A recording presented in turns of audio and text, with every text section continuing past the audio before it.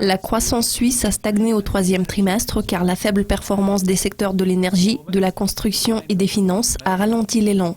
Cette nouvelle a pourtant été une surprise car de nombreux économistes s'attendaient à une répétition du chiffre de 0,2% enregistré au deuxième trimestre. Néanmoins, il n'y a pas eu de changement au troisième trimestre. Bien entendu, aucun banquier suisse ne pourra oublier le 15 janvier, soit le jour où la Banque nationale suisse a aboli le cours plancher du franc contre l'euro, en suscitant une brusque appréciation de la monnaie suisse contre la monnaie unique. Cette journée est entrée dans l'histoire comme le choc du franc et l'impact de cette mesure s'est répercuté sur tous les marchés financiers.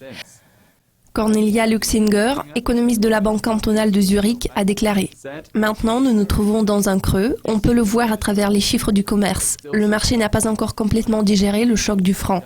Pourtant, une reprise se profile clairement à l'horizon l'année prochaine. Les décideurs politiques de la Suisse pourraient se voir contraints d'assouplir la politique davantage pour empêcher la poursuite éventuelle de la flambée du franc après l'annonce de politique monétaire de la zone euro programmée jeudi. Il est largement anticipé que la BCE augmente son programme d'assouplissement quantitatif.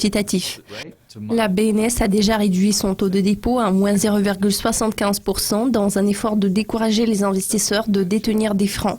Demain, nous apprendrons le plan d'action de la BCE et il est fort probable qu'à la suite des mesures de la BCE, la BNS pourrait abaisser ses taux de dépôt à moins 1,25 en réaction. La prochaine réunion de la BNS est prévue le 10 décembre, une semaine avant l'annonce potentielle de la hausse des taux par la Réserve fédérale. Il est à noter que les perspectives économiques de la Suisse et les prévisions de croissance pour 2016 seront également discutées après la réunion. Cela conclut la revue de presse dédiée à la Suisse. Je suis Sam Meredith. Restez à l'écoute du Cascopi TV pour plus de mises à jour financières tout au long de la semaine. Au revoir.